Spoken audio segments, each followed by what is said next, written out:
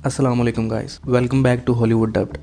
तो आज मैं आपके लिए एक एक्शन कॉमेडी फिल्म लाया हूँ जिसका नाम है रेड नोटिस।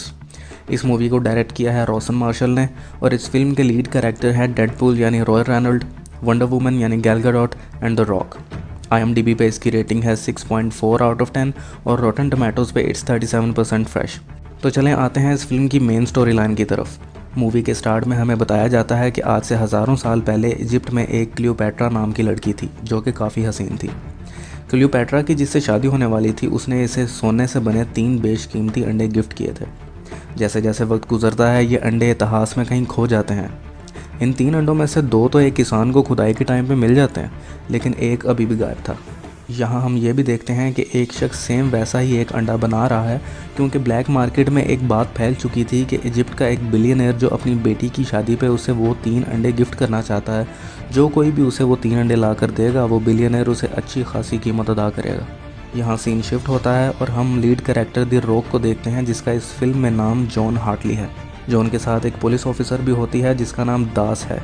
ये एक म्यूज़ियम में जाते हैं और वहाँ के ओनर से कहते हैं कि आपके म्यूज़ियम में पड़ा क्लियोपैट्रा का एक अंडा चोरी होने वाला है। म्यूज़ियम का ओनर इनकी बात को बिल्कुल सीरियस नहीं लेता और कहता है कि उसे इस किस्म की कोई इन्फॉर्मेशन नहीं मिली। म्यूज़ियम का ओनर अभी तक इसलिए इतना रिलैक्स था क्योंकि वो अंडा अभी भी म्यूज़ियम में पड़ा था। जॉन पास खड़े एक पुलिस ऑफिसर से थर्मल कंडक्टिंग मशीन लेता है और अंडे को देखता है। थर्मल कंडक्टिंग मशीन में अंडा ब्लू नज़र आ रहा था, जबकि अंडा तो गोल्ड का बना था और उसे रेड नज़र आना चाहिए था। जॉन समझ आता है कि ये अंडा फेक है। जॉन पास खड़े एक बच्चे से कोक का कैन पकड़ता है और उस अंडे के ऊपर डाल देता है, जिससे वो अंडा चॉकलेट की तरह पिघल जाता है। वहाँ हमें भीड़ में खड़ा हमारा एक और मेन कैरेक्टर नज़र आता है जिसका नाम नोलन बूथ है। नोलन जैसे ही अंडे को पिघलता देखता है वो वहाँ से भागने लगता है, जिससे जॉन और दास समझ जाते हैं कि यही चोर है। यहाँ जॉन नोलन का पीछा करता है लेकिन नोलन उसके हाथ नहीं आता और एक छोटी सी बाइक पर बैठ के भाग जाता है। पीछा करने के लिए जॉन एक न्यू कार में बैठता है और उस कार को स्टार्ट करते ही एक आइसक्रीम वैन से उसकी टक्कर हो जाती है और नोलन गायब हो जाता है। इसके बाद सीन शिफ्ट होता है और हम देखते हैं कि नोलन अपने फार्म हाउस पर जाता है जहां जॉन पुलिस के साथ पहले से ही उसका इंतज़ार कर रहा था।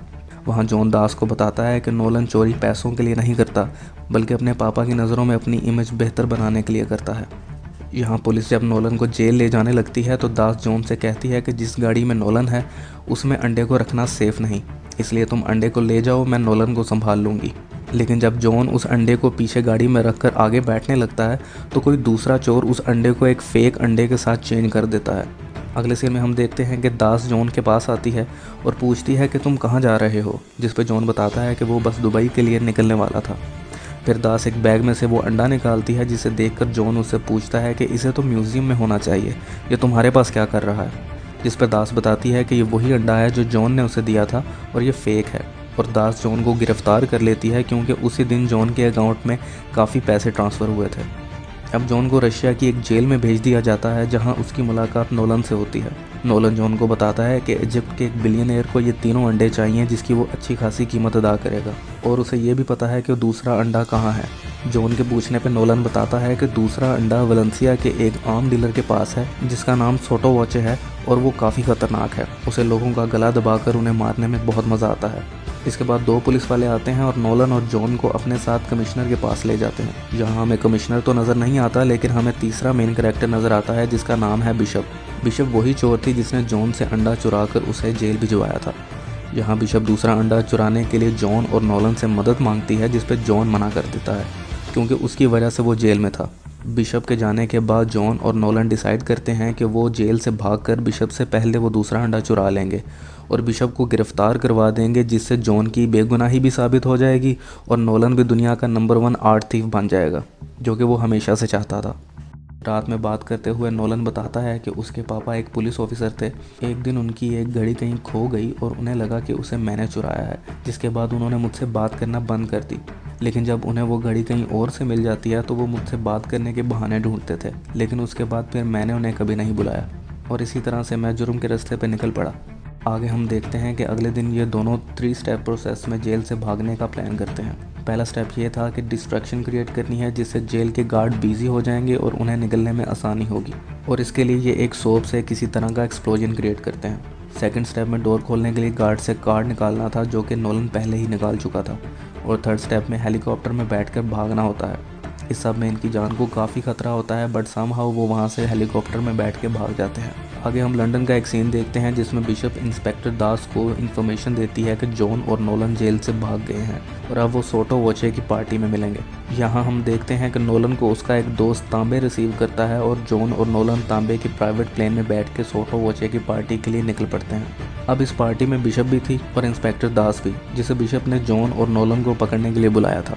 नोलन और जॉन का प्लान ये था कि वो सीसीटीवी कैमरास को हैक करके सोटो वोचे के उस सीक्रेट रूम में जाएंगे जहां वो दूसरा अंडा मौजूद है, लेकिन उस सीक्रेट रूम को खोलने के लिए उन्हें सोटो वोचे का फ़ोन और उसके फिंगरप्रिंट्स चाहिए थे।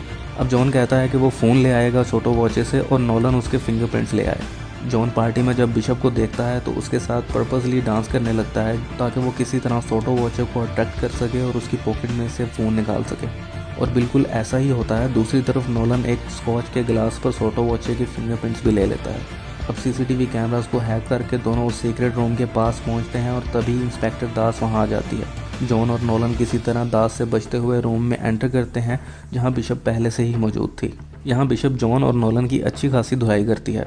अभी जॉन और नोलन लड़ाई के फ्लो में आने ही वाले थे कि सोटो वोचे अपने सिक्योरिटी गार्ड्स के साथ वहाँ आ जाता है। हम व्यूअर्स को लगता है कि अब ये तीनों पकड़े जाएंगे, लेकिन यहाँ बिशप रिवील करती है कि वो सोटो वोचे के साथ ही काम करती है। पीछे खड़े दो गार्ड्स जॉन और नोलन के सर पर गन से मारते हैं जिससे वो दोनों बेहोश हो जाते हैं, और उन्हें जब होश आती है तो वो देखते हैं कि उन्हें एक पोल के साथ बांधा हुआ है।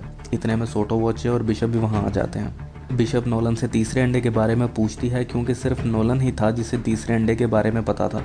नोलन बताने से मना कर देता है, जिस पे बिशप जॉन को टॉर्चर करने लगती है। फिर सोटो वोचे जॉन का गला दबाकर उसे मारने ही वाला होता है कि नोलन तीसरे अंडे के बारे में बता देता है। नोलन बताता है कि तीसरा अंडा इजिप्ट के एक पिरामिड के सीक्रेट रूम में है। अब जबकि बिशप को तीसरे अंडे के लोकेशन का पता चल जाता है, बिशप सोटो वोचे को वाइन में जहर डालकर मार देती है। फिर जॉन और नोलन भी समहाउ वहाँ से निकल जाते हैं। आगे एक ट्रेन में जाते हुए नोलन बताता है कि उसने बिशप को जो लोकेशन बताई थी वो गलत है, जिस पे जॉन नोलन से पूछता है कि आखिर वो तीसरा अंडा है कहाँ। नोलन जॉन को बताना तो नहीं चाहता था, लेकिन उसके इंसिस्ट करने पे बता देता है। नोलन बताता है कि ऐसा कहा जाता है कि क्लियोपैट्रा का तीसरा अंडा रोडोल्फ ज़ेक नाम के बंदे के पास देखा गया था। रोडोल्फ ज़ेक हिटलर का बहुत खास आदमी था। रोडोल्फ अप्रैल 1945 में कुछ एंटीक सामान अर्जेंटीना के जंगल में लेके गया था, और शायद वहीं उस जंगल में कहीं वो तीसरा अंडा भी मौजूद है। आगे हम देखते हैं कि नोलन और जॉन अर्जेंटीना के उस जंगल में जाते हैं और वहाँ उन्हें एक बंकर मिलता है। बंकर के अंदर जाने पर उन्हें एक दरवाज़ा नज़र आता है। यहाँ नोलन अपने बैग में से एक घड़ी निकालता है और उससे दरवाज़ा खोलता है। यहाँ मैं बताता चलूँ कि ये वही घड़ी थी जिसका जिक्र जेल में नोलन ने किया था। एक्चुअली ये घड़ी रोडोल्फ ज़ेक की थी, जो नोलन के पापा को किसी रिसर्च के दौरान मिली थी। इसी घड़ी की वजह से नोलन को इस तीसरे अंडे की लोकेशन भी पता चली थी। खैर, आगे हम देखते हैं कि दरवाज़ा खोलने के बाद वो दोनों अंदर जाते हैं और देखते हैं कि वहाँ काफ़ी एंटीक चीज़ें पड़ी हुई हैं, इंक्लूडिंग ओल्ड विंटेज मर्सिडीज़, जो कि ऑलमोस्ट अभी भी न्यू लग रही थी। यहाँ थोड़ा आगे चलकर इन्हें वो तीसरा अंडा भी मिल जाता है। इतने में बिशप भी वहाँ पहुँच जाती है और कहती है कि उसे पता था कि नोलन ने उससे झूठ कहा है, इसलिए वो उन दोनों का पीछा करते करते यहाँ पहुँच गई। बिशप वो तीसरा अंडा नोलन से लेने ही वाली होती है कि वहाँ इंस्पेक्टर दास अपनी टीम के साथ पहुँच जाती है और तीनों पर फायरिंग शुरू कर देती है। बिशप कहती है कि शायद दास उसका पीछा करते करते वहाँ पहुँच गई। उसके बाद वो तीनों FBI से बचते बचते उस मर्सिडीज़ में बैठकर भाग जाते हैं और एक झरने में गिर जाते हैं। नोलन सबसे पहले पानी से बाहर आता है और उसे लगता है कि जॉन और बिशप दोनों डूबकर मर चुके हैं, लेकिन थोड़ी देर बाद जॉन और बिशप दोनों पानी से बाहर आ जाते हैं। यहाँ नोलन के पास तीसरा अंडा था और वो काफ़ी खुश था क्योंकि उसने बिशप को हरा दिया था और वो अब दुनिया का नंबर 1 आर्ट थीफ बन चुका था। नोलन बिशप से कहता है कि उसे तीसरे अंडे से ज़्यादा इस बात की खुशी है कि उसने बिशप को हरा दिया। अब जॉन बिशप को अरेस्ट करने के लिए आगे आता है और अचानक जॉन और बिशप किस कर लेते हैं।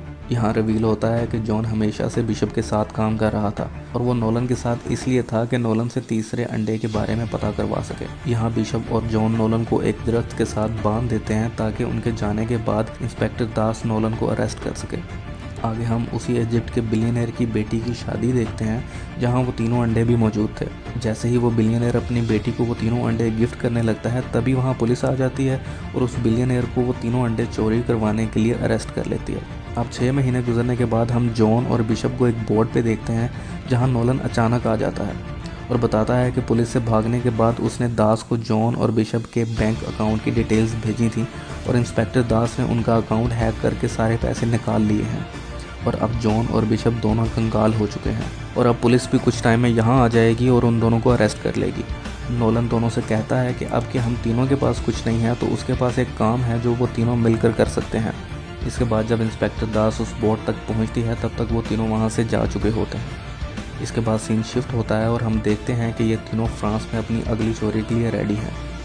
तो गाइज़ ये थी एक्सप्लेन्ड रेड नोटिस। इस तरह की मज़ीद वीडियोस देखने के लिए हमारे चैनल को सब्सक्राइब कीजिए, लाइक कीजिए, शेयर कीजिए।